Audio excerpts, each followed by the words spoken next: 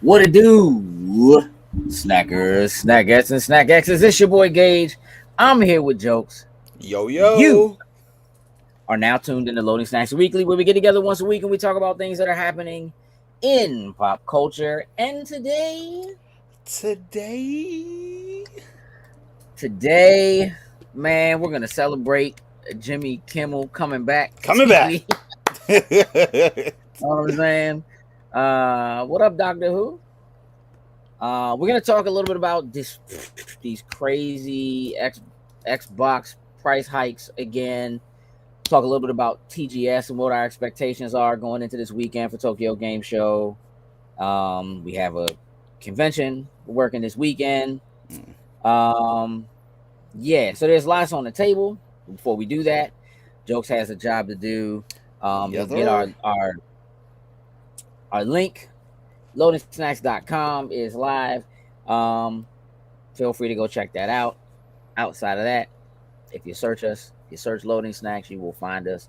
Follow us across social media on all the platforms of your personal choice. And with that said, we are going to try something new today. We have kind of gone back and forth about this. How we felt about it and how it should be and so forth. And as of right now, we feel comfortable doing this. We have made the decision to it was always a thing for Sin to announce our Patreon supporters that were supporting us at the higher tier. We have decided to make that tier the 619 Patreon Hall of Fame. 619 was the end of Sin's moniker. So he went by Sincere 619, 619 being June 19th was his birthday. And so we have decided to take those names that he would always mention. Those are the people who started out supporting us the heaviest up front and from the beginning. And so regardless of what happens with Patreon in terms of more people coming in or leaving or whatever, we've decided that these folks will always be in that Hall of Fame. So we are going to what's up, man, Drew? We're going to have Sen announce our 619 Patreon Hall of Fame. Let's do it. Yeah, so let's shout out our top tier patrons, starting with Anthony Cunningham, Marcus Houston, Susan Dortch, Tyrone Carson, Meticulous Skin, Alex Lee, Ellis Mbe, and Kerbert Ferguson. Thank you very much. We truly, truly appreciate it. Indeed, we do. All right, so a little bit of news. Next week on Monday, we are. Oh, Saina says she loves that. Yeah. Thanks. Howdy. Loading Snacks movie chat, the movie club. We will be having our discussion go live on Monday for a movie called The Man from Nowhere. What we thought we'd do is we jump right in and look at the trailer for The Man from Nowhere. Jokes, if you would. Yes, sir. Boom, he says. 너 정체가 뭐냐? 아니 정계 인사도 아니고 락 걸어놓은 인간인 내 평생 처음 본다. 너도 내가 나쁜 사람처럼 보이니? 몰라. 감옥이 잘 어울릴 것 같긴 해요.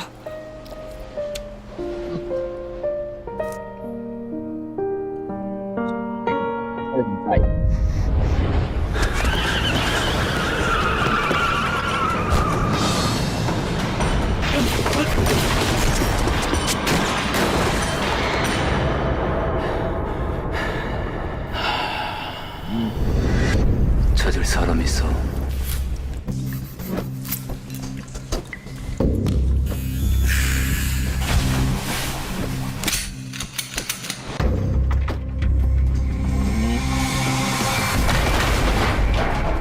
He was his best friend, Joe.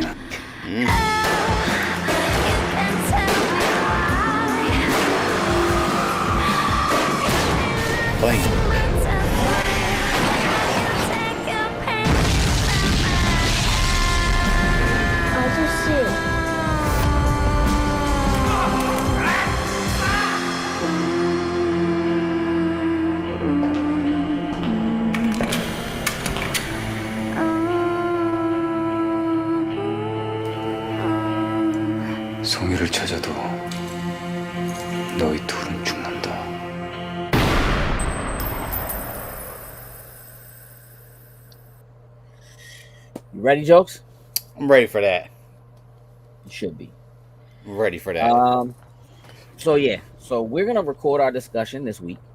While we have to figure some other things out, because we'll get into that. We're gonna record it this week. Again, it's gonna go live on Monday. So please tune in if you have a chance to check it out. Check it out. It's on Prime. What's up, Heather?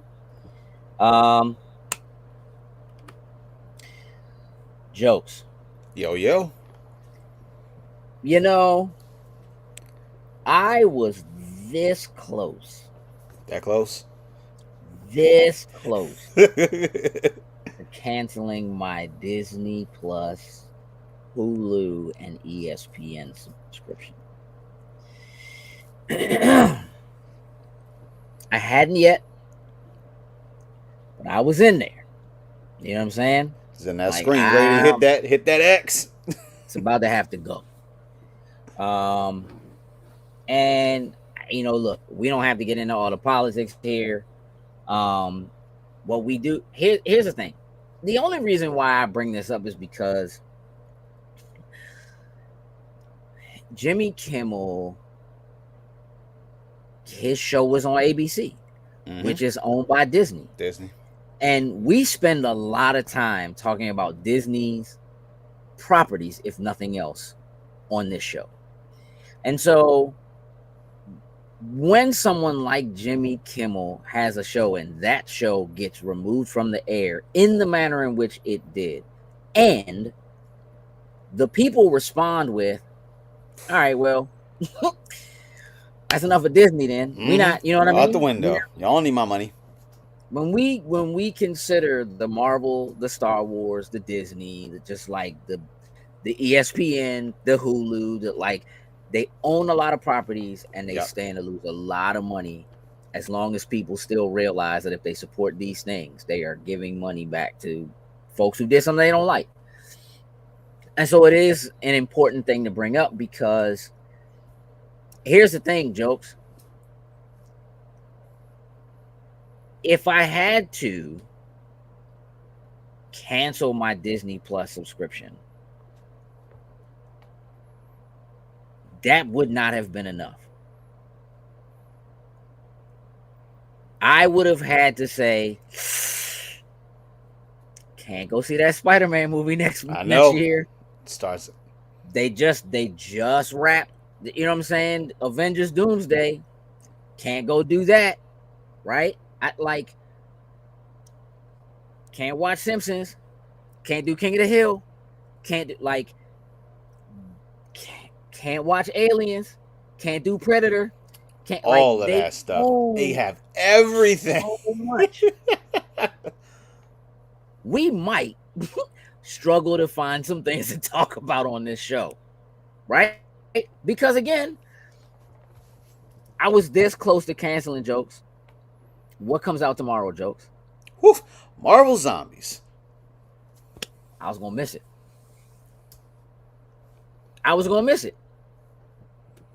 And I was considering still missing it.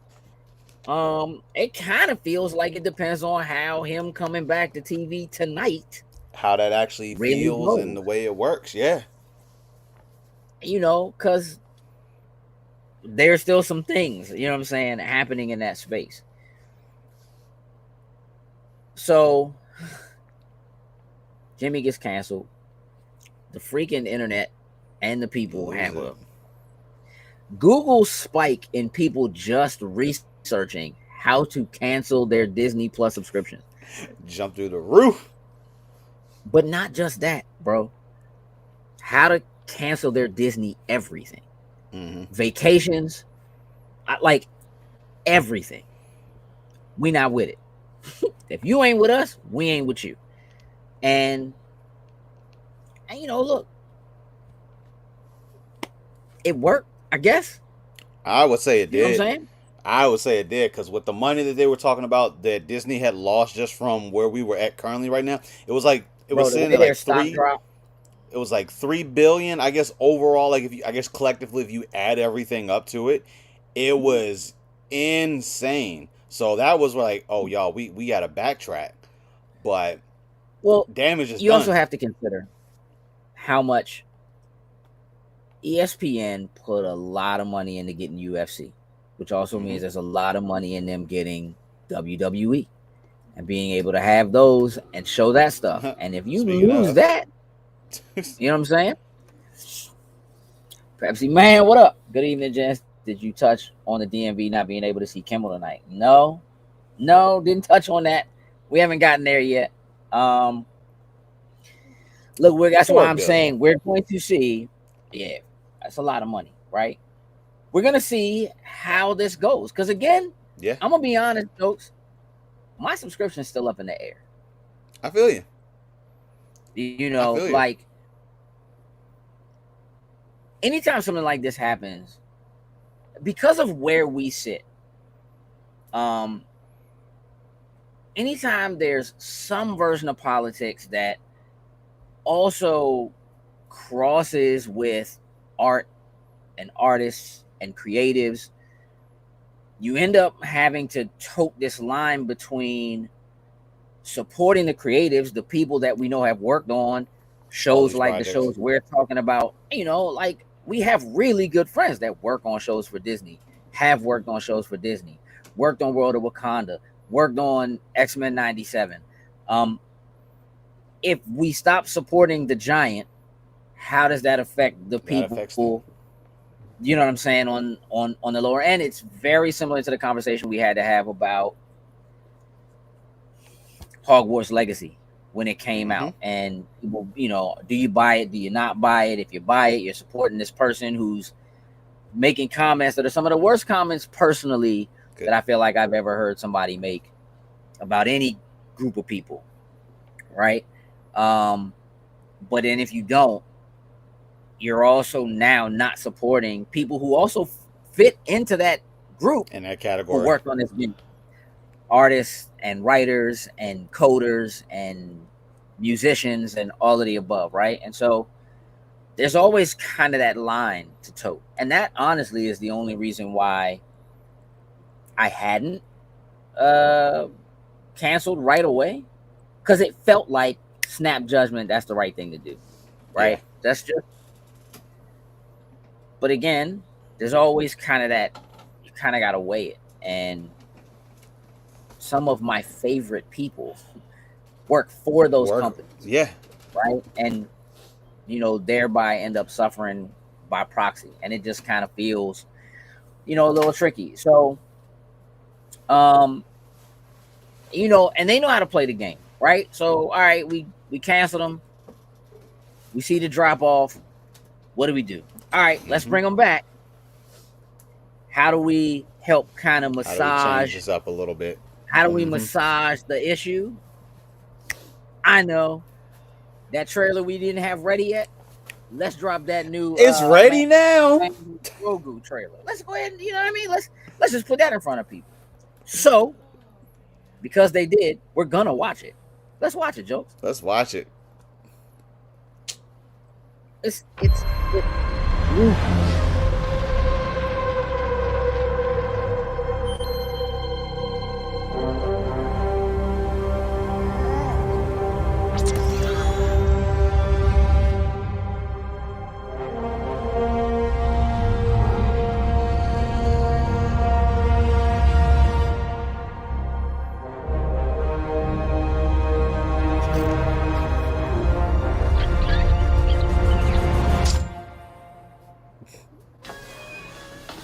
Tried it.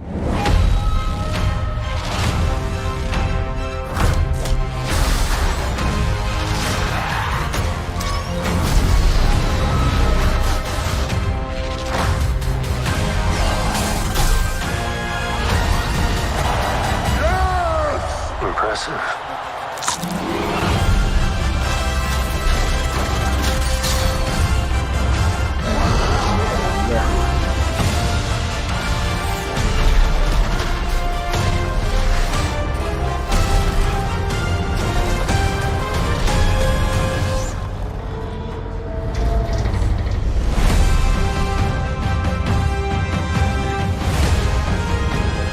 It looks fake. It looks fake, bro. I'm not even like. Good shot, baby. again, when I saw this drop, I was like, oh, they weren't actually ready. No, it looked like outtakes. Title It was that fake. That title looked like it was straight done in like what's the word art that they pulled up and put on there for it? Yes, I was like, that joint literally looks like the old Windows 95, like when you would type your name, your screensaver, that joint would like bounce around or whatever. That joint looks like trash. Now, the effects in the movie and all that look good. Oh, they're selling it with the music. Yeah, but they were not ready. And no, I'll be honest, dog. I can't remember. Maybe it happens more than I'm just kind of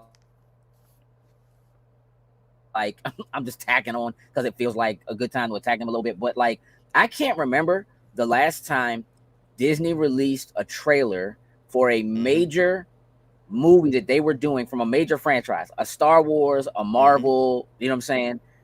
And the movie didn't have a rating yet. That joint says at the bottom, this film is not yet rated. Bro, they don't do that anymore. Right. I don't, come on. Like they were like, hey, look, we gotta give them Hey, something. Listen, what do these people like though? Hey, you know, they love that baby Yoda. Let's put that baby Yoda in front of them. It ain't finished yet though. So what? give them the outtakes. You know, I love a good conspiracy theory. Love a good conspiracy theory. We want to fight fascism. What's more about that than Star Wars? Man and his little baby. We're going to let them go fight the Empire, bro. And we're going to put it in front of the people and make the people feel good. Like, I'm not even playing. Like, I feel like they were like, that's the one. Yeah. Like, yeah, no, I agree. Because the thing is, I was reading that originally, so I saw that it was supposed to actually drop at some point this week or last week before the whole getting pulled Jimmy Kimmel off on there, but they decided to pull the trailer back for whatever reason on there. So whether it was waiting to add some additional stuff, whatever it may have been. So I think, just like you said, I think this was a pivot, and they wanted to give something that people were going to be able to be like, oh snap, I shouldn't cancel. Like, you can cancel Disney Plus and stuff because this is going to the theater. You're going to go to the theater anyway. But what do people love that they're going to try to make you forget that we canceled Jimmy Kimmel? Man, let's just give them some of that Mando and Grogu. They going to eat that up. It's also, you got to remember that as strange as it might seem, there are people who don't know what a Grogu is. They have no idea. There are tons of people who have not watched the multiple seasons of The Mandalorian. And if you want to watch The Mandalorian, if you want to know what's going on or catch up on it prior to this great movie that you're so excited about coming out, you need Disney Plus. Yeah, you know what I'm saying? Cancel or something, right? And this is kind of like, it's relatively rare. Like, we saw by the time the second season of Mando came out, who Pedro Pascal was in Hollywood had jumped, right? In some part due to The Mandalorian, right? But like, you couldn't see his face. And if there's anything that we've learned about the way that Hollywood operates when it comes to something like that, you take a person like Pedro Pascal, who people will go to the theater to see that man. They want to see what Slim looks like, right? So they do things like have him take off his helmet. They write things in where in the season, they're going to have times when you actually get to see him, right? It's honestly not different from Jennifer Lawrence being cast as Mystique. And then them being like, you gonna kind of become the we lead. Cast her, she wasn't that important. But now she's like the highest grossing. The Hunger Games dropped. She's the highest grossing actress on the planet, and we have her locked in for like 4 more movies. We can't cover her in blue makeup. We got to make her look like a regular person. and we need to rewrite these X-Men stories around her because she's the biggest star in the movie. We already got locked in, right? So they'll make those adjustments. They dropped this trailer and there ain't nary a Pedro Pascal in this joint, dog. Nope. Like his face is not on there. And if they was really pushing it, and I'll be honest, I think if they'd have put his face in it, he might have had something to say about it. They're like, hold on, man. Hold up. Wait. Don't use me. But here's the other thing. Make no mistake about the fact that Disney 1,000,000% used Jimmy Kimmel's show as a vehicle for all of these movies. They would have the entire cast of the Star Wars films, of the Avengers films, everything MCU. They would all go on there, everybody together. Now, by comparison, right? Yeah, they show up on Jimmy Fallon. They might do something on the Today Show. They're gonna do the circuit, but generally you get one or two of them right together. You might get 2 or 3 of them together. No. Not on Jimmy Kimmel. You Jimmy Kimmel is whole squad.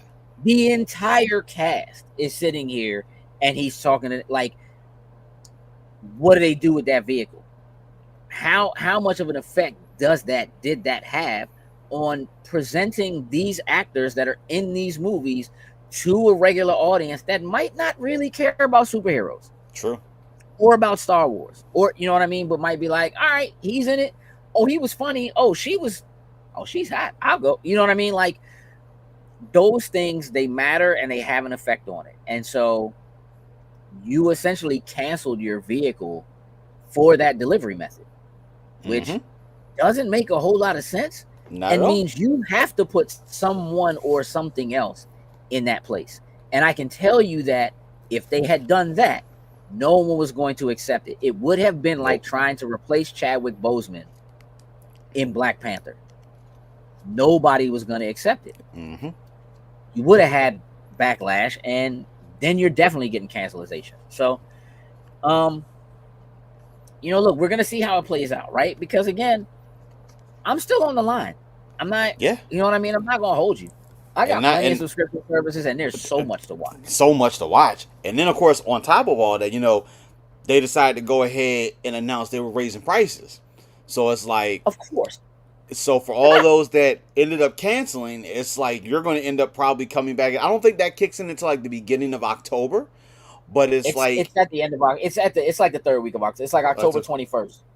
So like if by chance you are already still subscribed and you canceled it, you still got your little window of time on there. If you decide to come back in, you probably coming back in at those upgraded prices that they didn't threw out there for it. Well, you're still coming up, but it's not going to matter because even if you didn't cancel, you're still getting a price hike. It's not like you're not having a price hike, but there is the price jump for the triple combo, the combination of Disney Plus, Hulu, and ESPN is going up like $3, which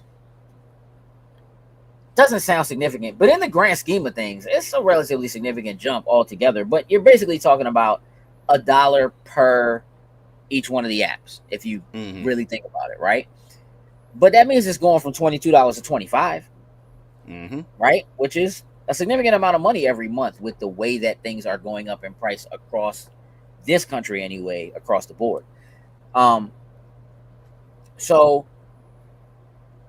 yeah, let's raise the price. They were going to do it anyway. The last time they raised the price was last October. I think it went from 19 to 22. I think it was another $3 hike. Now, if you have the Hulu with live TV option, that's going from I think it's like $88 to like $95, right? So that's a little bit more of a significant jump, but it is giving you a live TV option, which as we were being told. So here in the DMV, the ABC affiliate is owned by a separate corporation that has decided that they're going to preempt the show. Even though, yes, it's coming back to the air, they're basically stating they feel like his comments were not okay, and so they're not going to show it here. Now, obviously, if you have Hulu with live TV, you're going to be able to see it. You have YouTube TV, you can watch it. So again, there are ways around it. It'll be on Hulu tomorrow, right? Like it'll show up on the, so there are gonna be ways around it, but they're not gonna be able to see it tonight, right? And here's the thing: in this area, it's gonna cost them. It's gonna cost them because whatever it is they're deciding to show in place of it, It's not gonna get the people watched. are not gonna show up. Not tuning And in. just yeah, and so we'll see how long that lasts. I don't think that lasts very long. But again, it still just remains to be seen how it all plays out. And again, it does have an effect on an outlet like ours because a lot of stuff that we cover is stuff that's owned by them, right? And so when it's like, okay, Marvel Zombies is coming out on Wednesday, we need to watch it. It's only 4 episodes. We got to do an episode of Spoiler Boys on it. We need to record that. We might be able to do it live this weekend while we're away in Lancaster or StellarCon or something, right? Maybe we have to force it and do it on Sunday or whatever we need to do it so we can get it out and get it in front of the people. But that affects content that we create. Do we do that or not, right? And that's a discussion that we'll have to have, and we have to figure it out. So we'll keep an eye on it, right? That's all we can really do is we'll keep an eye on it. We'll figure it out. We'll see what we think makes the most sense. But on the same note as prices and things going up and just kind of the state of the way things are, we kind of have to talk about how the pricing thing is affecting video games. So Xbox announced that they are doing another price hike. They just recently did one. PlayStation just had one.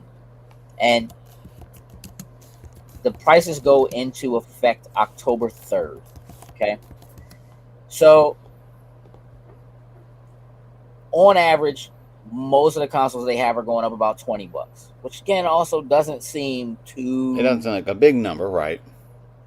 But the 2 terabyte Galaxy Xbox Series X is going up to $800. $800. And the regular 1 terabyte Xbox Series X is going to be like $750, right? Or something like that. They're both $50 price jumps. Jokes at this point. For one, I can't figure out why you would. When the Xbox Series S came out, it was outside of Game Pass easily the best deal in gaming. Just 100%. New that could play some of everything. It was small and light. You could carry it around, and all those kinds of things. And from a price point standpoint, it was great. It was great. $400, and that's crazy. It's insane. It is absolutely insane. Like, I get, Microsoft has been, on this thing, you play anywhere. So use any device, be able to play your Xbox and do all of this. But at the same time, when you have, you still want to get people in. Like, say if you want someone in the ecosystem, the Series S was a grand way to get people to start into that ecosystem. But now once you price it out like that, it's like you start thinking it's like, well, at that price point, maybe I should go with the Switch. I mean, granted, it's still in that same price point, but it's like you start having those kind of gears that you have to turn at that point for it. Having the console, Game Pass, when it was $2.99 and you threw in Game Pass with it, it was just this ultimate deal that you could just get in to play a crap ton of games where you didn't even have to necessarily buy anything initially when you get the console on there for it. Right. But now it's crazy. Like we talked about ages ago, the game's going up, and now the console's doing double price jumps. I see we missed a couple of comments, so I just want to go back a little bit. I see that Andrew said that he said, I just wish that worked for Colbert to still have his show after May, but they're canceling a whole late show on CBS. Yeah, so the fact that that's going away altogether, and again, CBS doesn't have the same. They're not. Viacom as a company owns a lot. Like CBS is under a banner that is MTV, VH1, BET, CBS. They're all under that same banner, and so, getting rid of the late show altogether for CBS is a little bit different but it's still definitely crazy. But Colbert, I think, will be fine because I think he would have been fine anyway, because his following on other platforms, ones that are not controlled, by conglomerates of that ilk anyway, specifically, his social media followings and stuff like that, his ability to just be like, well, I'm just going to do a podcast. You know what I mean? I'll do my own podcast, have my own podcast network, like the kinds of numbers that he could, and he had that kind of a following with people. And so that is a bit different from Kimmel, because Kimmel he doesn't generally target specifically politics when he's doing comedy or when he's talking about it. Colbert is straight a political comedian. You know what I mean? Like, that's just, he covers other stuff, and he's a singer and love shows and all that kind of stuff, but like, it's a little bit different. Pepsi Man again said, well, Candace said spot on, so she was agreeing with what we were saying, and then Pepsi Man was saying that's the tightrope walk, trying to stay on the right side of the FCC. That merger's still coming in the near future. Yeah, I mean, look, when we talk about what is happening across, you can't really talk pop culture without talking about and dealing with what's happening with social media, what is happening with TikTok / ByteDance, that being sold over, that being government controlled, and what that means for people who have managed to really eke out like a really strong living. Using those kind of platforms. The FCC kind of getting involved in certain mergers and things like that it's not common for them to like get involved in, is a little bit different. And generally it doesn't quote unquote affect our pop culture. In this case, it does. We don't generally talk about the FCC unless they're messing with Xbox, because that's typically last time we you know what I mean, what they like to do. And I can certainly see them doing some things that are in the mindset of protecting the overall like monopoly that could be, okay, these companies are coming in and grabbing other things. Yeah, look, Pepsi Man, you're right. As far as what Kimmel's comments specifically were, but again, I just think you're talking about people again who need the backing of certain people in certain political spheres in order to allow them to make the mergers they want to make. Yep. They need those people on their sides in order to do it, and so they're just kind of pulling the trigger because there's somebody who's in the about those people that like this. This is one of those examples of really coming to, like, you seeing it, like, depending on the people that it can greatly influence the way that you can move and do what you want to do with your product or whatever it may be for it. It's very true. And again, we're seeing that effect because this whole, like, we've talked a lot of times about what's happening with console pricing and the fact that generally 5 years into the life cycle of a set of consoles, you're seeing price drops, or you're seeing a new version come out that's a slimmer model that costs a little bit less, right? Or something like that, right? But like, having the prices go up consistently over time since that initial launch is just unprecedented. It's not a thing that we've ever seen or dealt with before. And seeing it happen kind of across the board is a little bit different. I'm interested to see how it ends up affecting Nintendo in the long run. What's up, Alfonso? Because Nintendo doesn't generally budge on their pricing anyway. Nope. They don't even bring their pricing down unless they put out a newer model. New one. And they need to move through the old one. And even then, they don't always do that. But I have some... Again, we're seeing PlayStation and Xbox raise pricing. We do know that it's related to tariffs. Like, there's just... And it, even if it's not, the tariffs are directly affecting what the cost is, they are trying to do it to stay ahead of it because they kind of have to, right? And so there's also now they have this option of using that as an excuse.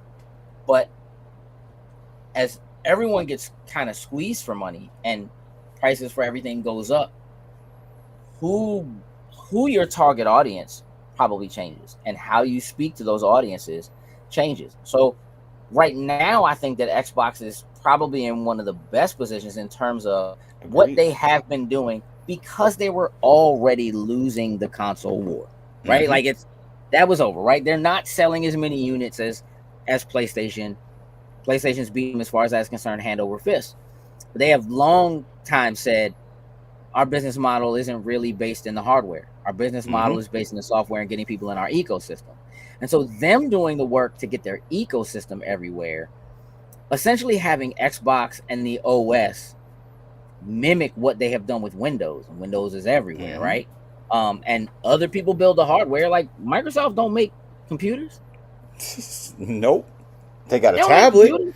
They got a tablet, and they just let the computers, all the other manufacturers take care of that side of things. But let's pretend Surface doesn't exist, because it almost doesn't. Like, you know what I mean? Like, I want to be very.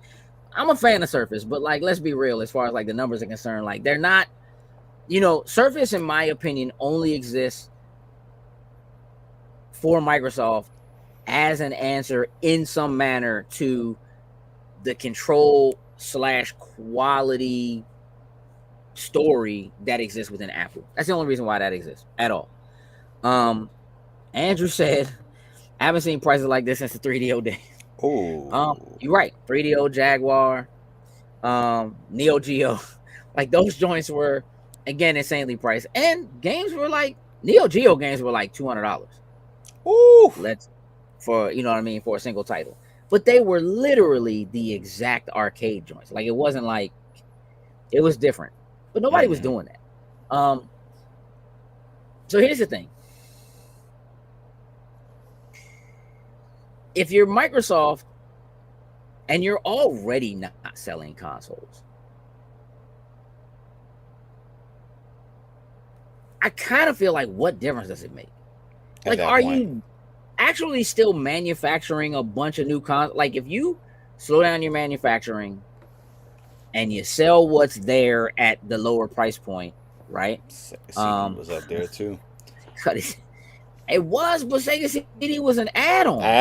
That's like, I must say, that was the one. Only one I was missing.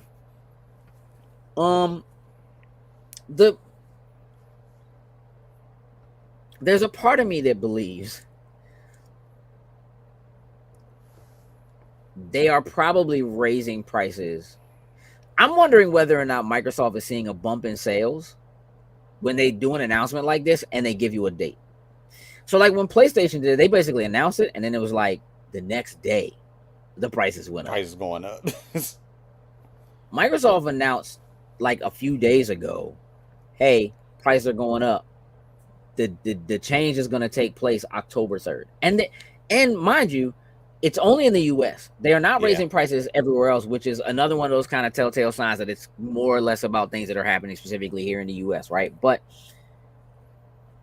do you think they're seeing like a bump? Like when they announce it and then they say they're going up October 3rd, do you think they're seeing a bump of people going and trying to buy it before the price goes up? I think so. I think there'll definitely be a lift in it, because just as like the entry level, if you are just trying to get in and you want a Series S, before you hit that, I think they are going to see that lift on there. Obviously, as of now, there's no changes to Game Pass pricing or anything like that. Who's to say that could happen? I doubt it. It's coming, dog. Like the pricing, it's coming.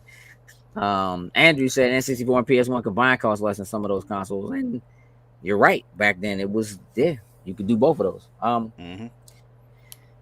Jokes. There's definitely a price hike coming for Game Pass. There's no two ways about it. It's gonna happen. I just don't see it going any other way. Right. It makes me wonder what kind of saturation they are seeing with Game Pass on TVs and laptops and cell phones and iPads and so forth, right? Because it's Pepsi might say, "Yo, I sold 3DOs and Neo Geos, the good old days." Man, I don't know how you sold them because somebody had some change. They were coming in there to buy those things. Yeah, I mean, look, there's a part of me that feels like, you know, PlayStation is suffering the same way, but they haven't really had a good string of, like, the PS5 since launch has a relatively lackluster run of first party games. Compared to PS3 and PS4. PS5's been pretty somber by comparison. And as of right now, like, there are complaints about the PS5 Pro, which, by the way, is less expensive than the 2 terabyte Series X now. Xbox. Just kind of crazy. But, like, if you look at right now, my biggest issue with the PS5 Pro is that nobody is using it. So, like, if you look at the games that are coming out, Borderlands 4 just came out. It doesn't make use of PS5 Pro in any way.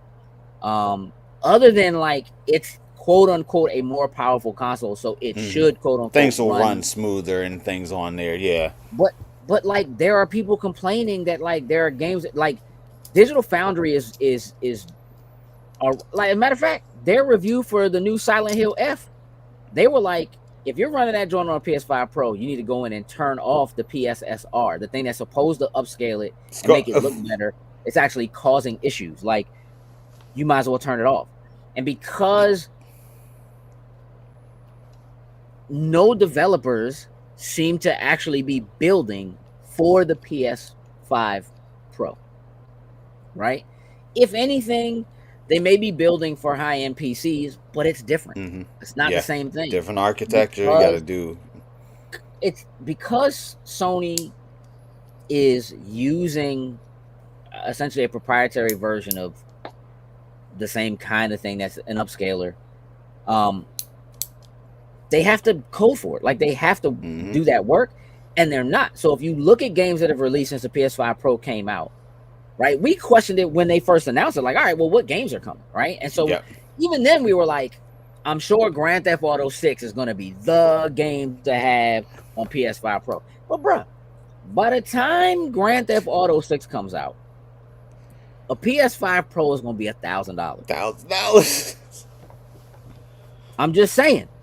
Like, and at that point, you kind of might as well do a PC.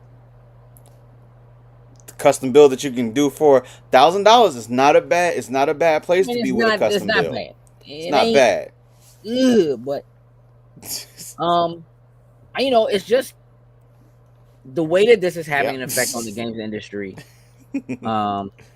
Right, Zay? At that point, just get the PC. I'm also wondering whether or not, again, Microsoft is releasing, quote unquote, technically releasing new hardware in the ROG Ally X, right? In 2 weeks. That joint comes out October 16th. Yep. So, hey, listen, when you set the two, let's say, okay, I don't like when we had this. It's like now you set the two, like, there at least was kind of the price gap between the two of them. You know, we still haven't gotten the full. We don't know what that's my point. We don't know what the price is. The rumored prices on there for it, like, if the other one is still $1,000, if it's in that territory, whatever. But it's starting to. It's at $899. That's $100 more, but you'd be able to play Steam, right? Like, to me, the best thing that Microsoft could do right now is update the OS on the current Xbox Series systems to add the same OS that they're running on everything else. That allows you access to your Steam games and all your other. Because again, even then, technically you can get your PlayStation games on it too. That'd be game changing. Then on a whole nother level. Because right now, again, you gotta be like, dog, why would you ever buy? Here's the thing. At this point in the life cycle, let me keep it a buck. At this point in the life cycle, normally, I would have bought another Xbox by now. Same. Right? Like, the price would have dropped. They'd have put out something that's a little bit nicer or whatever. My joint's getting a little bit old, right? And I probably would have just been like, all right, Let's go ahead and make Let the me move. get another joint. Yeah, let me just get another one. That's not happening. And for a lot of people, 5 or 6 years in, console starts to make noise, starts to run slow, they're starting to have trouble with it, blah, blah, blah. And it's like, if this joint breaks, you're not just buying another one. That's just not right? up and getting another one right now. Like, that's like, if you have multiple consoles, you're going to be shifting. Like, if you got a PlayStation, Xbox, that's you shifting and starting to play on whatever the other console that you have on there. Saying they said $8.99 plus tax is a tax. Let's be so real. Well, we're not talking about. The only reason why I'm not talking about tax is because you go buy the joint in Delaware and not pay no tax. But I'm just saying, like, but take that a little like, bit of a drive. There are ways. But at the same time, right? Like the you're right. $8.99 plus tax. It is gonna be $1,000. At the same time, $8.99 versus $8.99 for a portable handheld that plays all your Steam library games, which also gives you access to PlayStation games, which also gives you access to your Xbox library, the majority of which in some manner you can play through the cloud, is probably still a better deal than a 2 terabyte Xbox that can only sit under your TV. Yep. For and you $100 can still hook one of them joints up to a TV anyway. So that's crazy. Let's all protest and go to continues in Alexandria, get your tokens on. I mean, listen, I'm down. Y'all trying to, you know what I mean? I just want to we just be like, let's just go back to arcades and call it a day. They say, hey, that's real. Yeah, I mean, look, the industry itself, right, has completely shifted. $80 games, $70 games, which again, at this point, for what they put into them, we're kind of there. But what you're starting to really see is that, like, indie developers that are putting games out for like 30 or 40 bucks are doing better, right? And I don't think that is specifically because you're seeing games that are so high priced and have such a high budget. But I think the issue is that the return on those games, right? Like the constant, like, let's build a game that just lives forever. I think you just passed another anniversary for Minecraft, which is like, nobody even talks about Minecraft, but that joint ain't going nowhere. It's not. It's going to continue. Fortnite, like, we just hit. What are we in? Right now, we're in season 10 of the most recent Diablo, and that joint just came out. Like, that consistent, like, update and add more and just kind of keep you playing the same game and adding more money to it is kind of where that monetization model exists. And that is a thing that, like, we complained about. It was born out of, like, cell phone games years ago. You know what I mean? And now you can get a lot of the same fidelity you can get out of a console on an iPad, your tablet.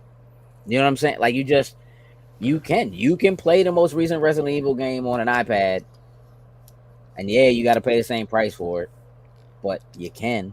So think about all of the other things you can do with an iPad besides play games on it for the same price point.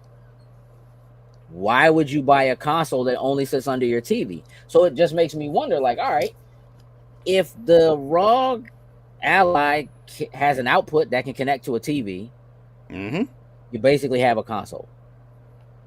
I'm just, so at that price point with access to all your games to play on the go, blah, blah, blah, upgradable, swappable, storage, memory, like, that makes more sense. 100%. At that point. And there's a part of me that's kind of feeling like that's part of the plan. Like, there is part of me that feels like Microsoft is just like, listen, really, we want people in the ecosystem. So they don't really want to buy. Like, buying a console is going to become very, very niche.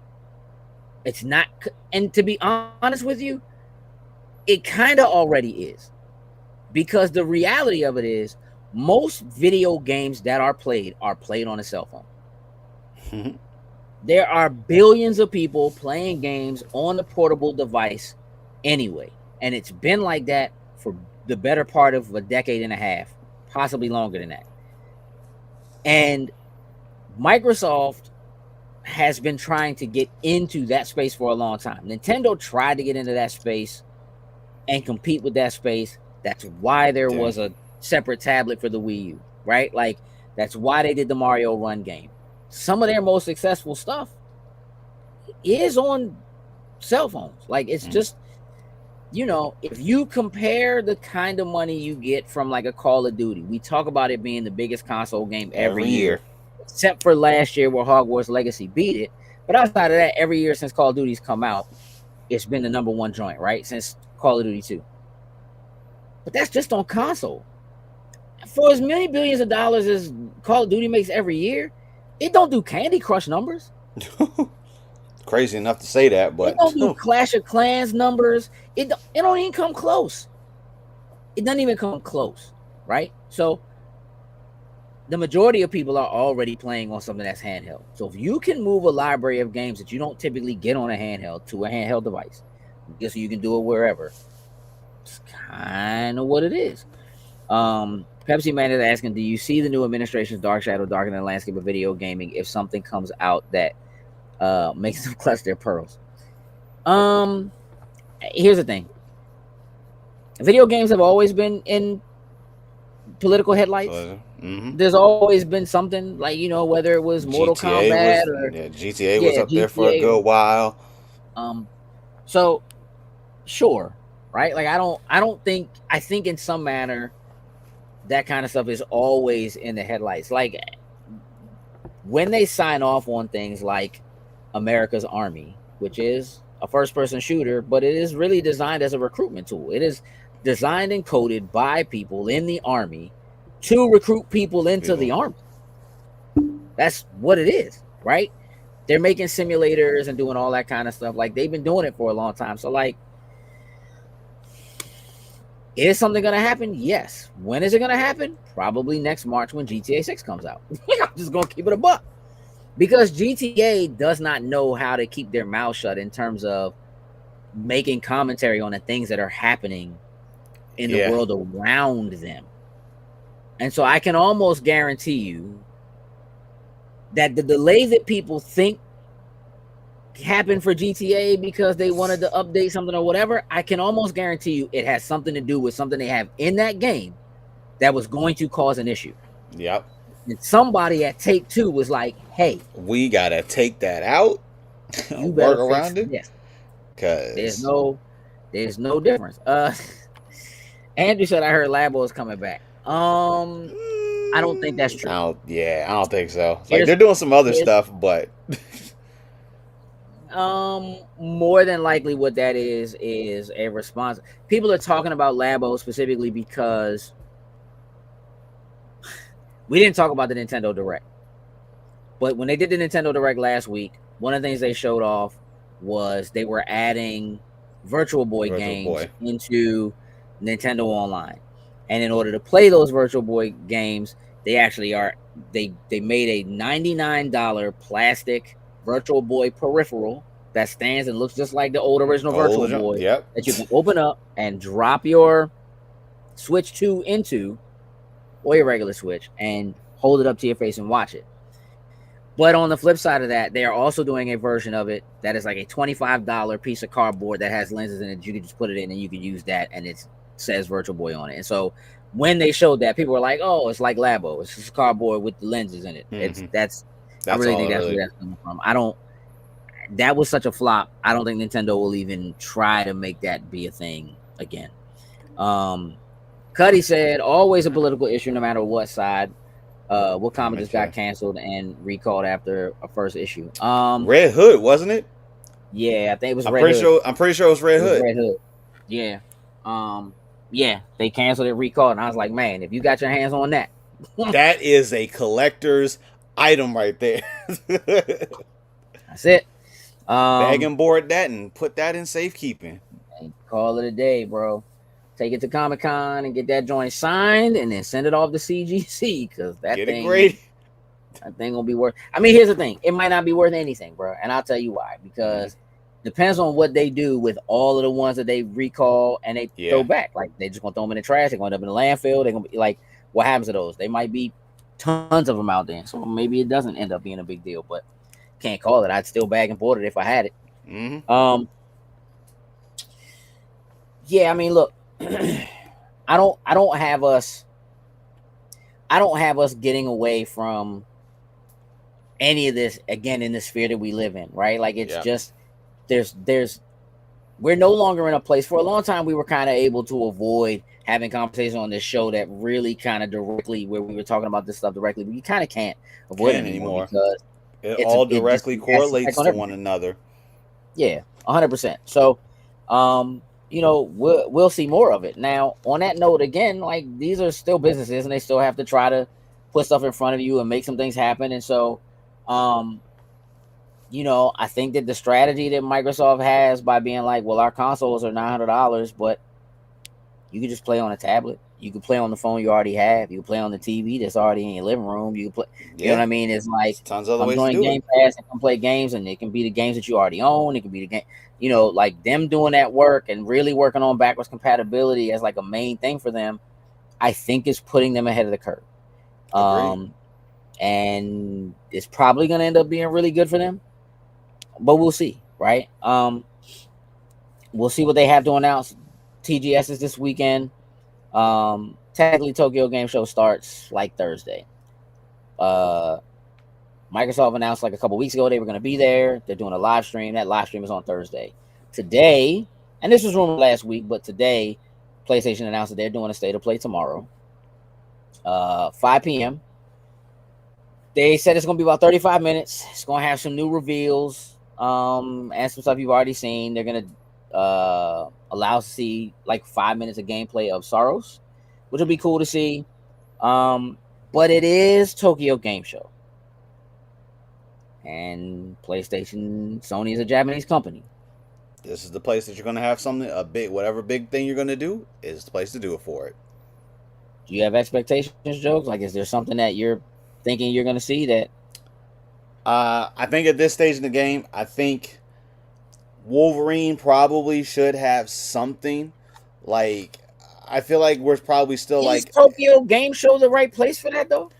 I feel like just because of the title, like it's Wolverine. I feel like when you take like which movie was that? The Wolverine. It was in Japan, so I feel like there could be some correlation type of things that they could use to make it make sense in Japan. I do think we may get more. I will concede that point. I think that's a good point. It could do something like that. I do think we may see something new of Final Fantasy. We have a couple big milestones coming up. So, 25th for Final Fantasy X. So, I don't know if we'll necessarily get a remake or just, the HD remastered of the remastered version that'll, upscale on the Series X and the PS5. Roll my eyes for me, bro. Like, come on, bro. It's something what's crazy. weird about that is that, as big of a deal as closely as Sony and Square have worked in the past, that's kind of a thing I expect Xbox to announce more than I expect to see it at a PlayStation State of Play. And that's just because I think that, like, Square has made it very clear after like last year that they're like, they're going to go everywhere. Like, we're trying to put our games everywhere, and we want to. And I just think that, Xbox and like what Phil and the team have been doing to try to really corral some of the Japanese. Yeah, like I think that they may really. Might have. I think Sony could announce it. And then how they typically do, as soon as that announcement's over, we'll get that quick trailer that Xbox will drop on theirs that'll show like it coming to Game Pass.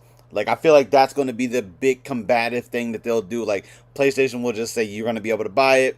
Xbox is like, hey, it'll be available in Game Pass at the end of the week. Hey, look, you could be right, but I feel like we don't typically see that anymore. Like, very rarely do I feel like now, very rare do we get game announcements and trailers on like rival stages back and forth like that. Like, it would be really crazy if Xbox had, like 2 weeks ago was like, yep, we're gonna be a TGS. Yeah, we're doing a whole joint, whatever, and that was part of their plan. Like, we're gonna announce, you know what I mean? This, new Final Fantasy joint or whatever, this remake, and then Sony was like, we doing a joint tomorrow, the day before Xbox does their joint, and then like, we showing y'all. That would be crazy, dog. But we've seen crazier. You know what I'm saying? The But facts. I don't see that too often.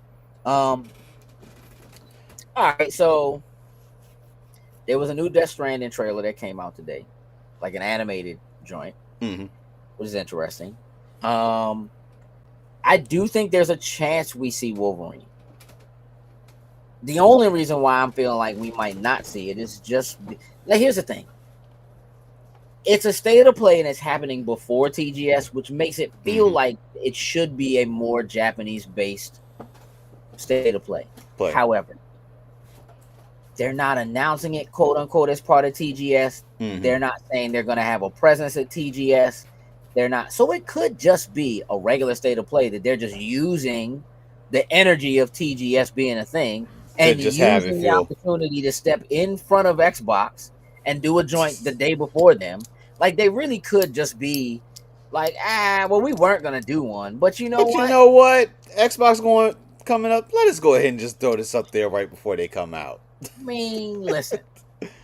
There were rumors last week, but like, I don't remember hearing rumors about them doing a state of play until after Microsoft announced that they were doing price increases. So they might have just been like, hey, listen, we want to get up in here.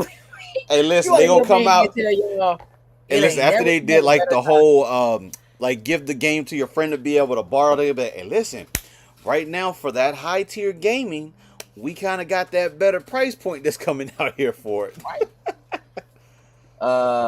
Andrew says the Marvel Tokon fighting might be shown more. Oh yeah, no, definitely. No, I definitely think we'll see. So. You don't think so? Absolutely not. I think after the beta, because like the beta's over on there, so I think we may at the minimum. I think we'll at least get some characters. I don't. Could it happen? Yes, but here's the thing. We've already seen that joint twice, right? So we got the announcement of it. We were shown it, and then it had a serious run at Evo, and then they did the beta, which is cool. I feel like even showing more characters doesn't really do you any good if you're not either going to give people a chance to jump in, which again, it could be if it was like, again, like PlayStation hasn't announced that they're going to be on the floor or anything like that at TGS, which is a little strange to me, but they haven't. But because this game is technically a PlayStation exclusive, I mean, it's going to be on PC. A PlayStation doesn't have a booth or whatever. It could be that Arc System Works is decided like, yeah, we're definitely going to TGS. We're definitely going to showcase the game. And they could be like, we're going to do it and we're going to showcase a couple of new characters. They could. But the game's not coming out until next year. And I feel like trying to build hype for Tokon fighters right now, when we already know the game is not even scheduled to drop until next year. We don't have a date. We just know it's 2026. We don't know when in 2026, but truthfully, probably not until much later. When we first saw that a couple of months ago, we knew it was very early on. So I don't think they're really ready to show more. I could be wrong. Clearly, it is Japan. It is it is Tokon fighting, and they are doing basically anime style versions of Marvel characters. But I also want to say this. Again, we talk about how all this stuff ties together. It could be not a good look if people are still mad at Disney, Marvel, and so forth for the Jimmy Kimmel thing. To be like, here's a Wolverine game. Oh, and here's all those Marvel characters you really want to like. It could be a bad look. And so even if they were planning that, they might be like backtracking. Maybe we should hold off. Ghost of Tsushima is about to drop. They did a separate joint for that. We know that there's going to be a multiplayer mode for it. I don't think they should really focus on it now because it's getting ready to come out, but they could. You know what I mean? I am hoping that they have, again, they're saying they have new stuff, unannounced stuff. Yeah. Well, I think if anything, a good first party title. Probably be third party. They should have at least one first party studio title, but the first party studio title I think they're really pushing right now is Sorrows. That's the one thing that I think again, they said you're gonna get an extended look at it. You're gonna see 5 minutes of gameplay, right? Which is, to me, that's them telling us that's really their main thing for it, which isn't a Japanese thing at all. It's a house mark game, right? Which is, so they're French or something. They ain't Japanese. You know what I'm saying? So I don't know. And Sony closed Studio Japan, right? When's the last time we saw Gran Turismo? Ooh. Like a year after it was probably released. I feel like even in the early stage. You know what I mean? Like, there's rumors that the next Forza is possibly going to be shown, and that it's taking place in Japan. If a Japanese company that has their own racing game and Forza is eating up the charts on PlayStation right now. Yep. So if they're not in there telling Polyphony Digital, you better get your act together. Hey, y'all better come out here and do something. It'd be crazy to see something like Forza featuring Gran Turismo, like doing something crazy. Like, listen, that would be so. You are reaching, dog. You're reaching. Could we see something Twisted Metal? I think it'd be a good time for something Twisted Metal. Like, new season's coming up. We haven't had a Twisted Metal game since. New season already happened. That's what I'm saying. But they're working on, I guess, season 3 at this point now.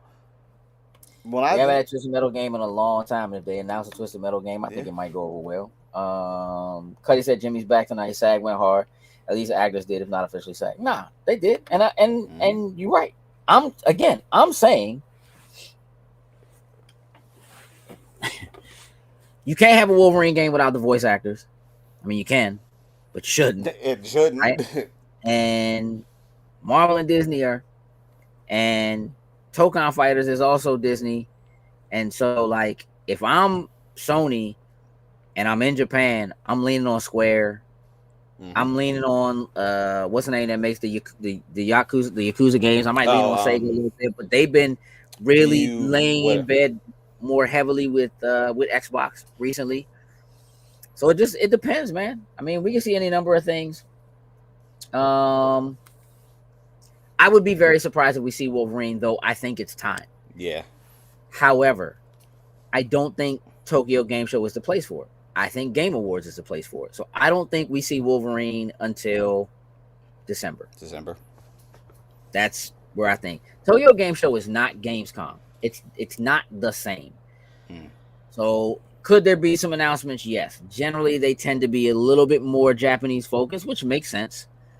I don't think we see Wolverine. If I had to guess, if you have Wolverine, even if Wolverine is locked and loaded and ready to go to show a trailer right now, I wouldn't show it at TGS. I would show it at the Game Awards, because there's not. What is the big TGS conference that everybody watches? Jokes. Big TGS at this point. You know why you're struggling? Because there isn't one. There isn't one. I'm sitting here like none of the. If you're gonna do it, you're gonna do it when the most eyes are gonna be on it. Wolverine is too big. Tokon Fighters may be a little bit different. I would say it's more likely we see maybe a new characters or something like that announced for Tokon Fighters, and I would say we see Wolverine. I would not expect to see that at all. But you know what? Anything's possible. Jokes. Yo. You haven't played Borderlands 4 yet. Nope. Let me talk to you about my experience with Borderlands 4 real quick. Okay. Just briefly. I haven't played a lot. I jumped in with Marcus the other day before y'all recorded for Demon Slayer, Spoiler Boys for Demon Slayer, which, by the way, Spoiler Boys for Demon Slayer is up and available for y'all to go watch. So by all means, if you're interested in finding out about that, go check it out. Borderlands 4 is Borderlands. It's more Borderlands, dog. You know what I'm saying? What up? It's Borderlands, bro. It's more Borderlands. It's not. It's cool. I was having a good time.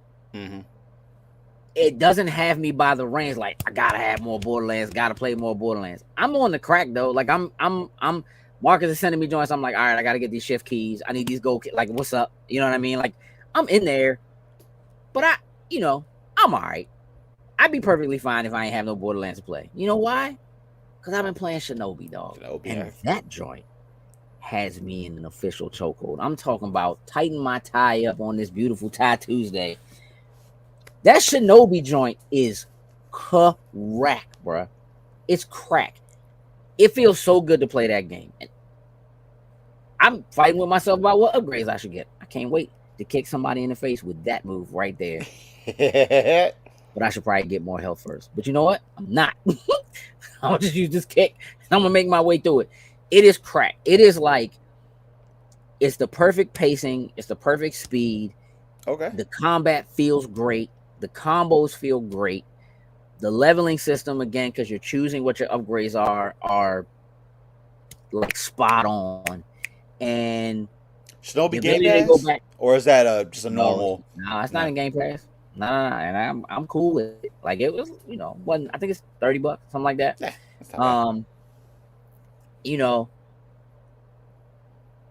It's the kind of joint that makes me want to go back and earn the S rank on every joint. You know what I'm saying? Go ahead, Joe. Cuddy said, don't talk to me about Borderlands where all that with Helldivers. Well, let me tell you something about Helldivers, dog. Because I've been in there. Now, I kind of feel the same way about Helldivers as I do about Borderlands. To be honest, I can take it or leave it. It's cool. Mm-hmm. I'm in there. I have it. I've played. It's all right. It's okay. It is nowhere near, in my opinion, what people were making it sound like it was when they hit PlayStation last year. I just feel like people on PlayStation never had nothing like that. Yeah, I've been playing on Xbox for 25 years, dog. Like, I've been playing joints like this forever. It doesn't feel. Helldivers does not feel special to me, not even a little bit. It just feels like another game where you drop into a place and you shoot some things, and then you extract from it. You collect your rewards and get out. Bro, you could play The Division. I would rather play Gears. I would rather play Halo. Helldivers is not that special, dog. It just isn't. It's cool. I have a good time and I'm down. It's on the list. We are definitely playing that joint for Extra Life. Mm-hmm. And I probably need to go in and get some more levels before that happens. So get at me.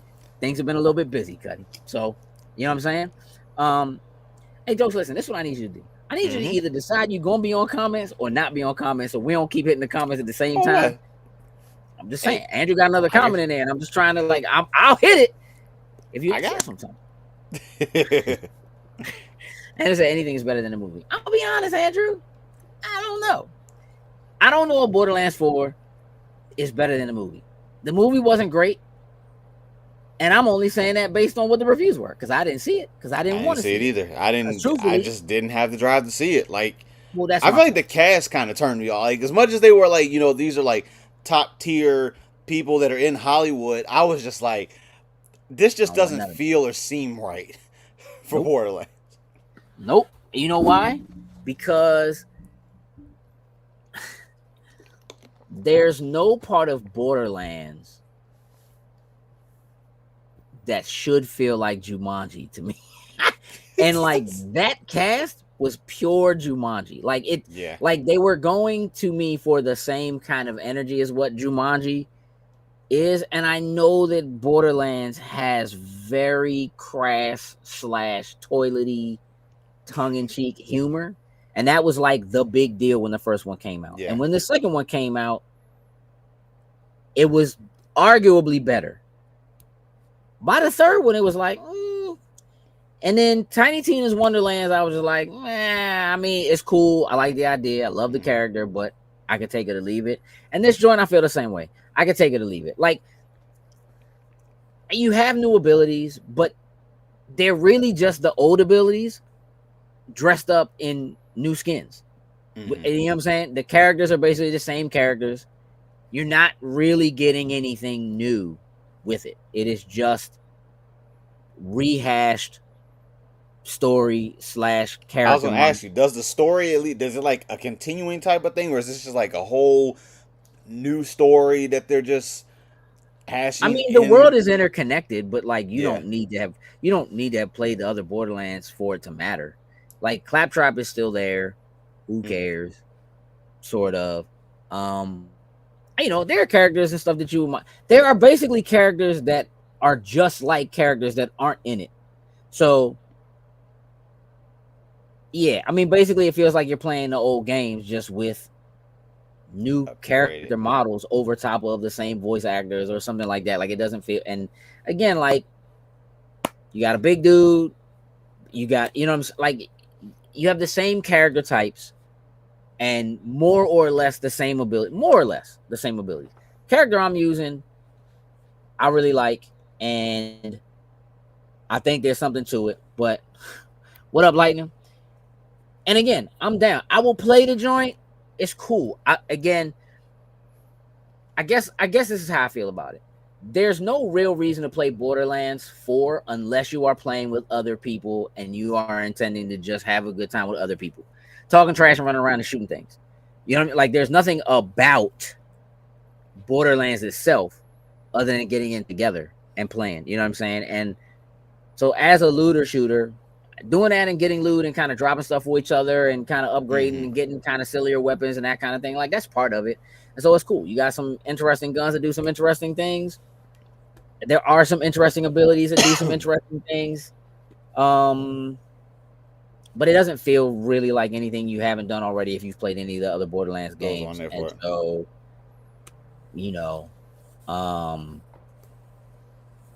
do I recommend it?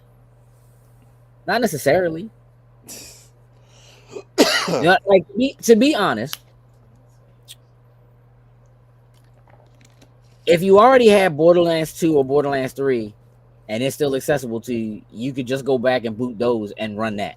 You know what I mean? Instead of doing Borderlands 4. But again, I mean, we're gonna run it for Extra Life because why wouldn't we? You know what I'm saying? Look, if nothing else, Sin loved that series. He loved Tiny Tina's Wonderlands. He loved Borderlands 3. He would play those as a completion. We're gonna run it. You know what I'm saying? Lightning said, I agree with that. Is new dog old tricks. 100%. 100%. Like it doesn't really move the needle in any way. There's no part of me that's like, I can't wait to play Borderlands. Not even close to the way I'm like, I can't wait to play Shinobi again. Can't wait for this show to be over so I can be a ninja and throw shurikens and kick. Like, I'm in the middle of this little boss wave fight thing right now, dog. I must have got whooped. I don't even know. I retried that joint probably 30, 40 times last night.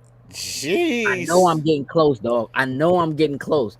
I'm gonna body these joints, and when I do, I'm gonna yell. It's just no two ways about it. That joint is crack, bro. Like I love it. I'm having a good time. Now, Ninja Gaiden, I played it. I don't think it's as good as Shinobi. They're different games, they're different styles.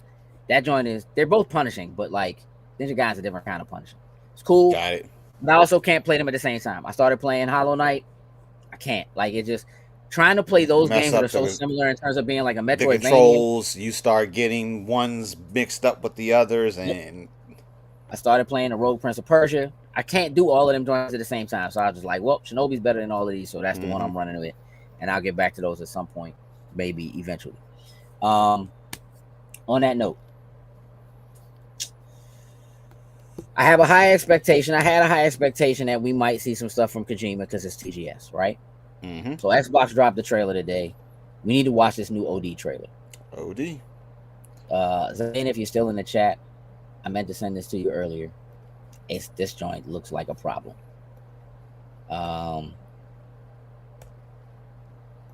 Woof. Ooh, that's already crispy looking. You know what I'm saying? That's already crispy. That's the door.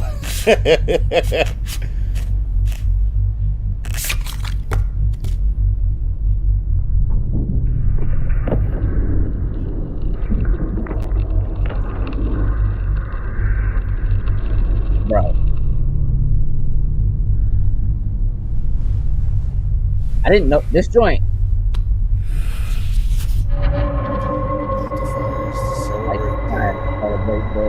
Then they got the joint blurred out, so you can't see what it is. Can't see what it is, yeah.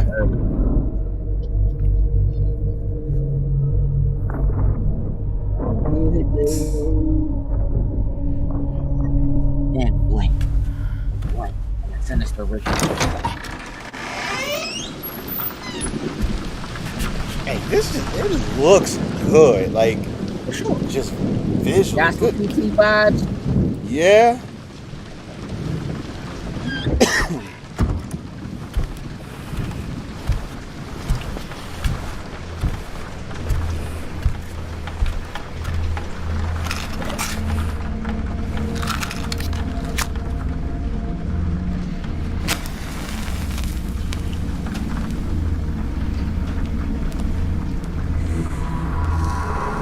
It's a weird slight hesitation before like each next step that I'm wondering like if in some manner that's like a gameplay element. I think so. That's what I was about to They just said this trailer's in 12K. Right, like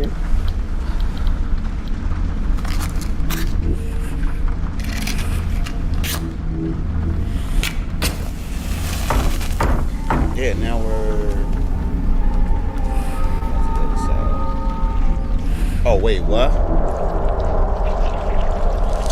yeah, see, you see the worms, dog, and like,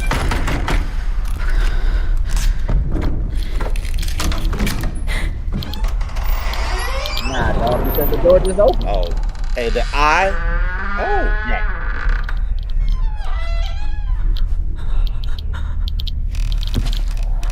Look at her skin, bro. Now with whatever's stepping, what's happening to her skin? It's like squishy.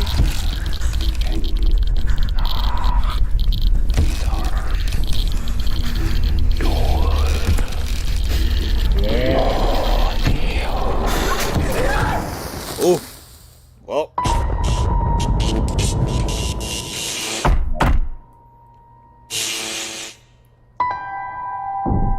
Not joint is new. It was just OD before. Dog, them hands, like looking, dog. For all players and screamers. Dog. Okay, Kojima. Hey, bro. Listen. I'm intrigued. Like, Lightning dog, get out of the chat. Get out of the chat, Lightning. Like clearly it's going to be like a creepy type of jump. Like we really didn't, like, other than just being like, we didn't really get a lot. Like, but I like that. I like the vibe. I like the vibe. Be too creepy. I like the vibe too, dog. Yeah. So they said, wait, I didn't realize Hunter was in this. Yeah. Hey, did you not watch the whole trailer when you watched it earlier? Listen, that joint is probably still like 2 years out. Real talk. Mm-hmm. It's probably 2 years out. We didn't really see anything. But Kojima is notorious for that. That's how it worked. You know what I'm saying? So I can't even. That joint still looks incredible. Come 6 months from now, it's going to be completely different and be like, that doesn't look like anything that we just saw. It won't matter because that joint's not coming out until 2027 at the earliest. Maybe a mid-console refresh. No, dog. That joint's coming out on the Xbox Series Y, bro. I don't know what that joint is not. It might be on these other joints. You know how they just kind of do these iterative joints. You see what happens, but I know I don't expect that handheld to be able to play that joint. That joint looks incredible. Same as the one I saw on IG, they didn't have that much in it. Yeah, that's why I meant to send it to you. I apologize for that. All right, so look, it's about an hour and a half. I feel like we can kind of wrap it up. I was going to pick with Jokes a little bit. Hey, Jokes, what's your favorite animated Disney song? Here come Cuddy with the Star Trek and the Pokemon Lego joints. Hey, no, it's gonna be a problem. It's gonna be a problem. Animated song. Lego doing Transformers. It's only a matter of time before they do a Jetfire and they do a Gundam joint. And then my man ain't gonna have no choice. I'm surprised there hasn't been a Lego Gundam yet. I mean, I've already seen a couple made from people that are just great and excellent at building them, but nothing official. I don't know if I really have a true favorite. So that's tough, dog. That's tough. Yeah. It probably, if I had to pick something, I mean, it would probably either be something from either Aladdin or The Lion King. Like, I feel like those have been the two movies I think that I've probably resonated the most from, and songs that like I would just sing heard on. Them the most. Andrew's right. Jordan Peele is involved with that game. And Lightning said favorite Disney song is "There Are No Strings." There are no strings on me. I feel you. Still hate that got cut out of the movie. So here's the thing. Earlier today, I was minding my own business, bro. And somehow, as one does, I heard "Zero to Hero," dog, from Hercules, and I was like, bro, this joint is a bop. That's bad. Hey, that's bad talking about the same. Zayna, get out of my head, bro. She said, I want to answer something from Hercules. Listen, I'm gonna keep it a buck, bro. I think Hercules has the best soundtrack of all Disney movies, period. I just said that, Zay, so you stop being in my brain. Listen, Lightning said the Tarzan soundtrack was fire. It was fire, but it ain't. Listen, I got love for Phil Collins. Mm-hmm. It ain't Hercules, bro. I'll be honest with you. Like, it's been so long since I've actually watched Hercules, and I think that probably is part of the reason why. Like, I think it's probably been upwards of at least a decade since I probably actually have watched Hercules. Probably more than that. Hey, jokes. Watch the first 10 minutes of Hercules. That's all. I'm telling you, dog. That whole "We Are the Music," like that joint starts off like, I don't know, dog. I think that joint might have the best soundtrack of all of the Disney movies. Real talk.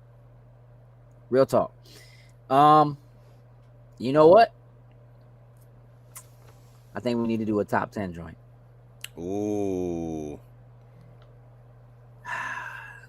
Top 10 animated Disney songs. I think we got to do it. Yikes. All right. Add that to the list. Yeah, let's add it to the list. I think that's coming. We're gonna have to do that.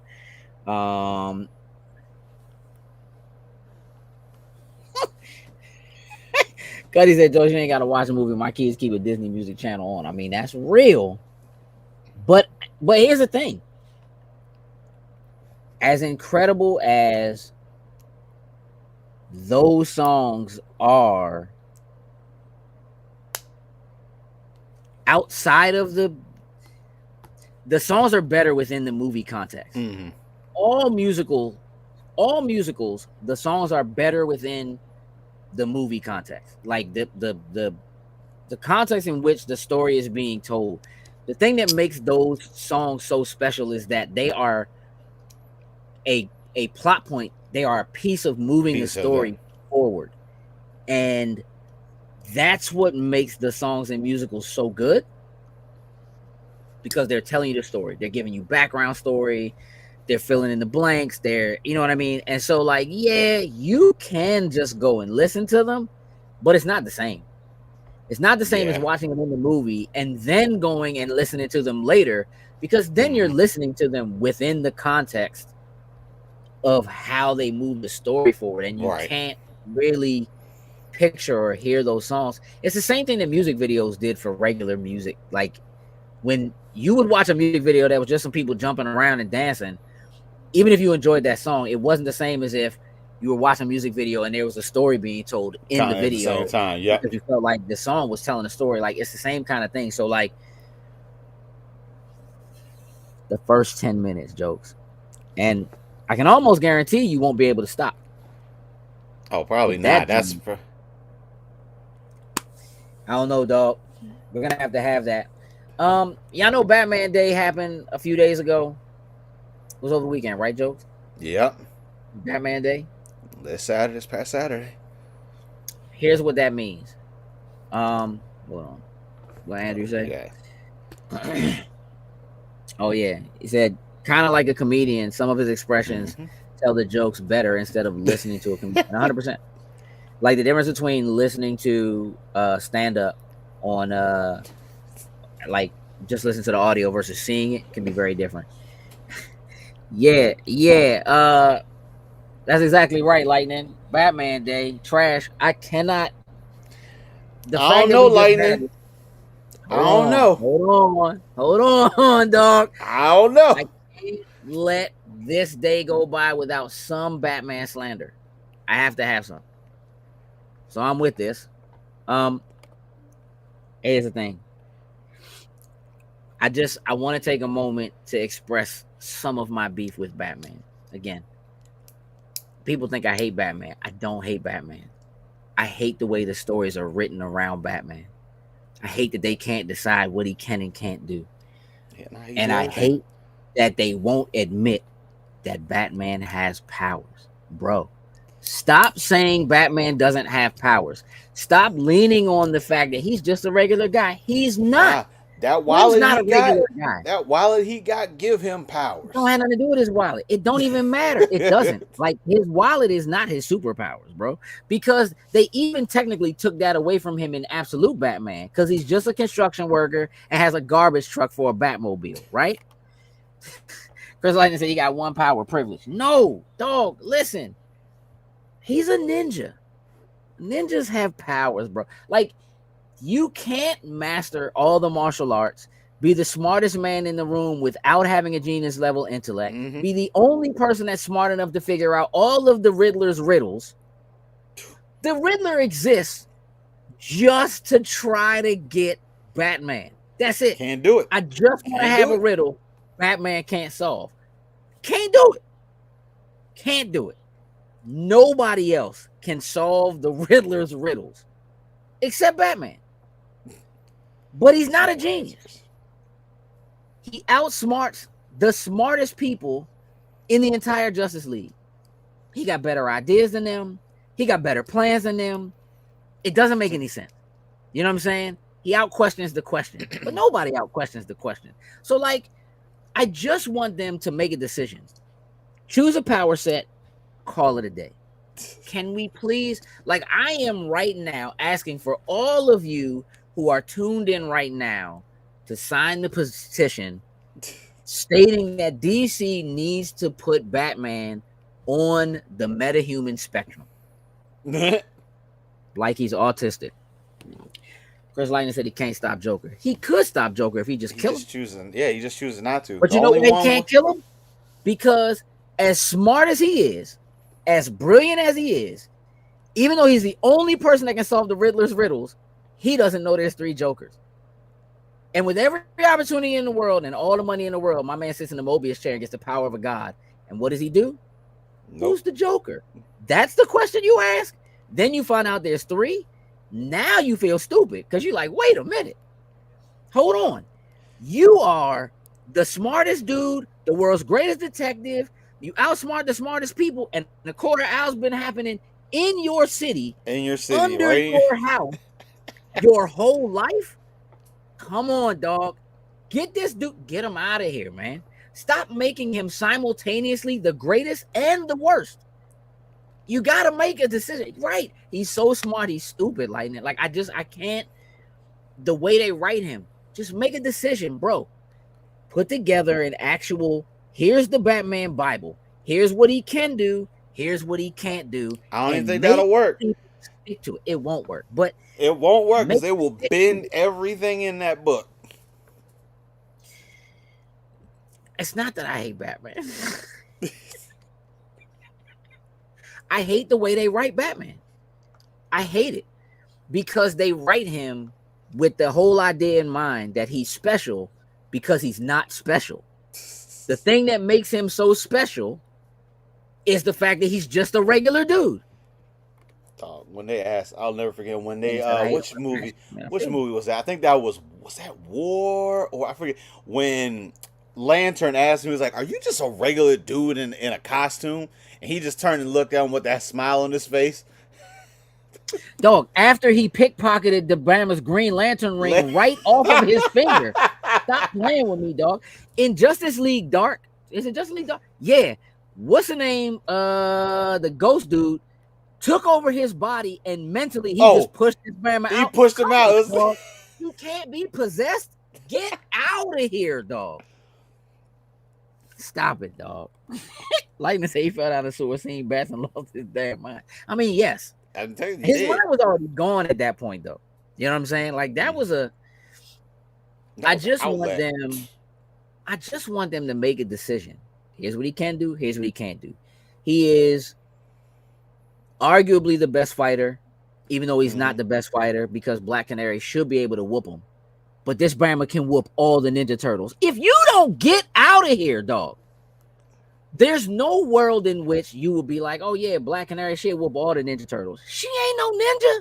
He was a vampire. I mean, technically there was which one was that where they were in the like the parallel Earth where Batman really was like a bat?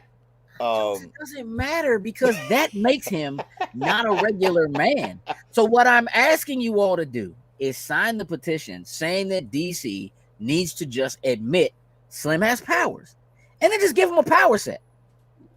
It's not going to help because Superman has powers and they just rewrite his powers all the time. He get new powers and everything on there. You want the power of the sun? Yeah, you get the power of the sun. Hey, listen, they did the same thing with Wonder Woman. It doesn't matter. That's part of the problem with their Trinity. But Batman specifically irks me the most because most of the people, in my opinion, who are fans of Batman are fans of him because he's a regular dude.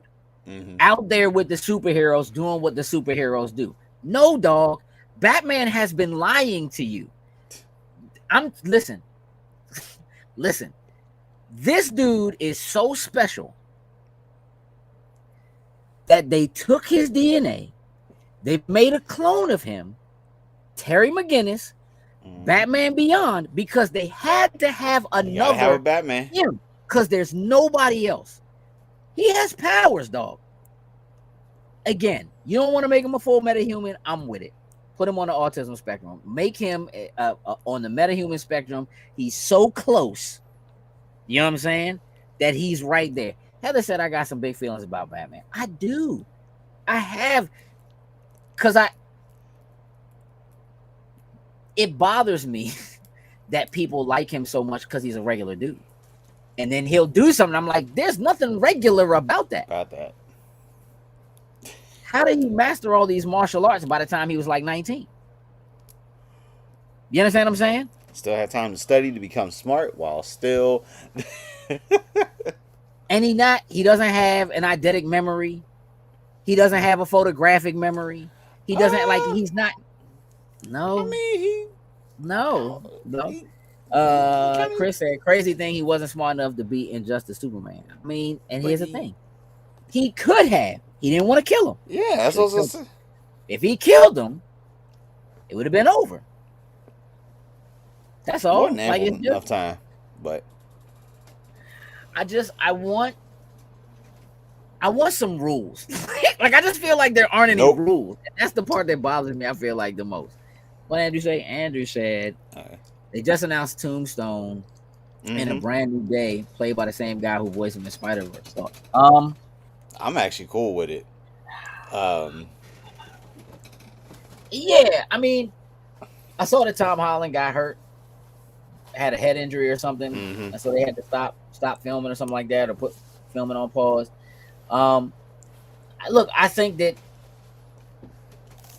again, this is going to be like a reboot for Spider-Man.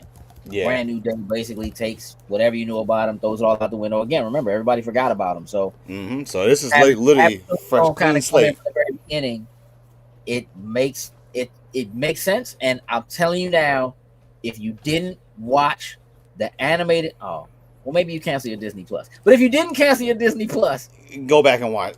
Go watch that, and that animated Spider-Man. That joint is so good, and that's a lot of probably what they're really gonna do in this new movie. Yeah, so, but I like Marvin Day to be Tombstone. Honest truth, like if you're not familiar with who he is, he played the villain or one of the villains in Black Lightning. I can't think of his name. What it was in Black Lightning, but I think he fits the bill to be Tombstone. First of all, Jokes, you're the only person who watched Black Lightning. That's why. No, because people wanted to watch. You had to watch the Arrowverse. So technically, it wasn't a part of the Arrowverse, but then eventually became a part of the Arrowverse. So you had to watch it anyway. Right, and people didn't, and that's why they canceled it. Chris is asking which animated Spider-Man. Give me a second. I got to think of what the actual name of. If you go on Disney Plus and you look, there was a show that came out. Was that the end of last year? I want to say last summer. You must have watched something else. Nah, that joint was tough. That joint has moments in it that are line for line matched up with the Tobias. Tobias Whale. That are line for line joints from the most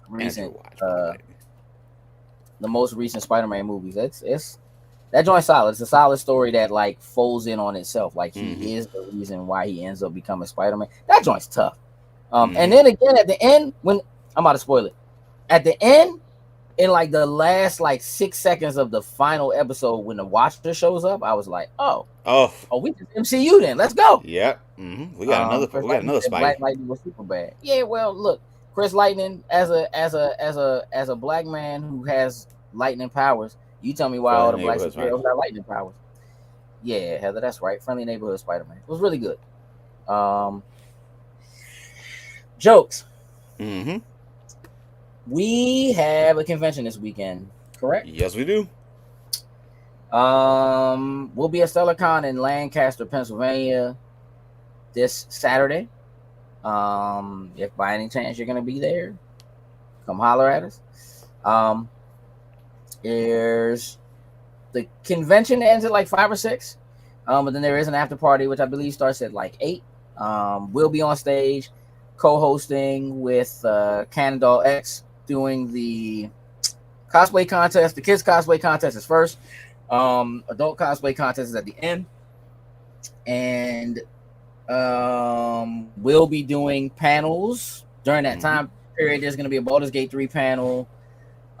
Jokes is going to host the panel for Karen Ashley from Power Rangers.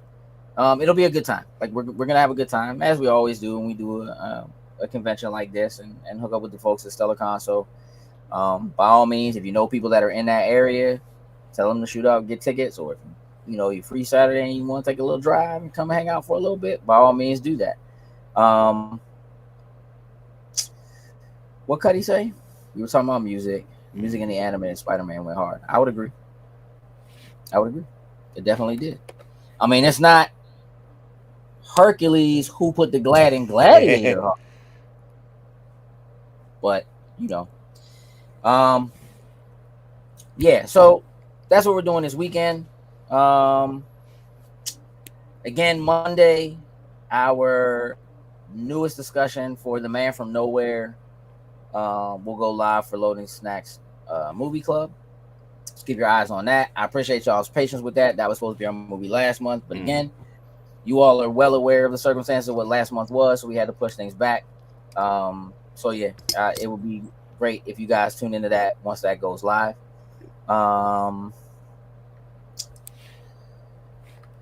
Lightning said, I believe controlling electricity has the broadest range of possible capabilities from the atomic level to just raw lightning. I would agree with that, except for Iceman. I think controlling water molecules can be just as, but you can start a car with lightning powers, and I don't think you can do that with ice powers. So you might have something there, buddy. Jokes. Is there anything you want to get off your chest before we get out of here? Only thing I'll say, the latest episode of The Finisher is live. me and Marcus have a discussion about WrestleMania 43. Like, we are still 2 years out from it, but we now know that it will be coming from Riyadh, Saudi Arabia. So we share some of our thoughts on that and how it starts changing up some of the landscape in WWE. So I would say you guys are free. Go ahead and check that out, because it's a pretty interesting conversation. We also deep dive into those ticket prices for WrestleMania, because those ticket prices went out and they are stupid. Shouldn't they be? It's in Dubai. Or let me say, or not for Riyadh, but for the Vegas one again. I should say, I don't even think it's technically a word, but they were stupider than what they were last year in the same place. Lightning said, how many kidneys does it cost? Shoot, it's going to cost more than just kidneys. So, yeah. I don't know, Jokes. I mean, I think I think we're going. Just saying. I think we're going, so we're going to have to figure something out. I don't want to go. Wrestling.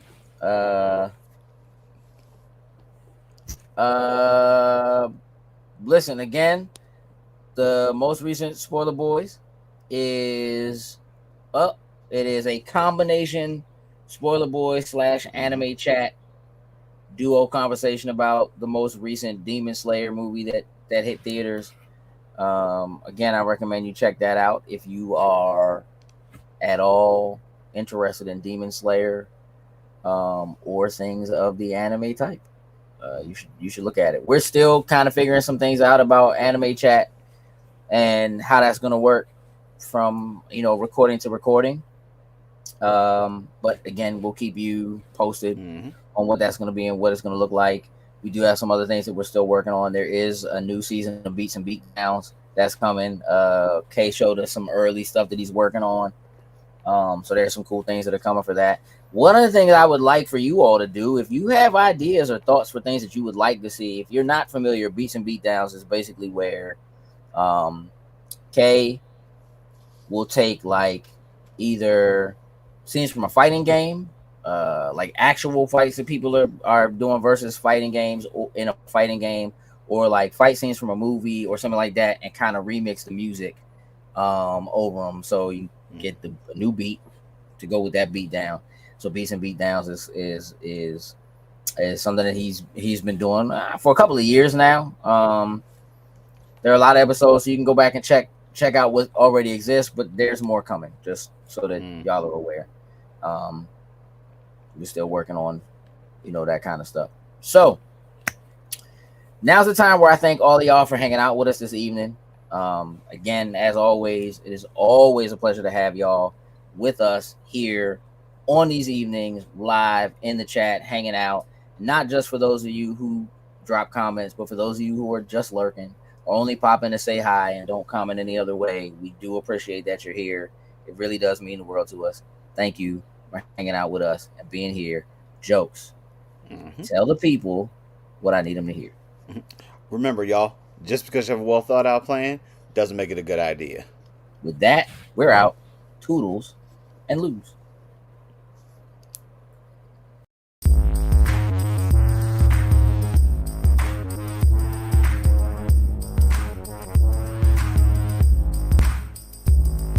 Loading snacks.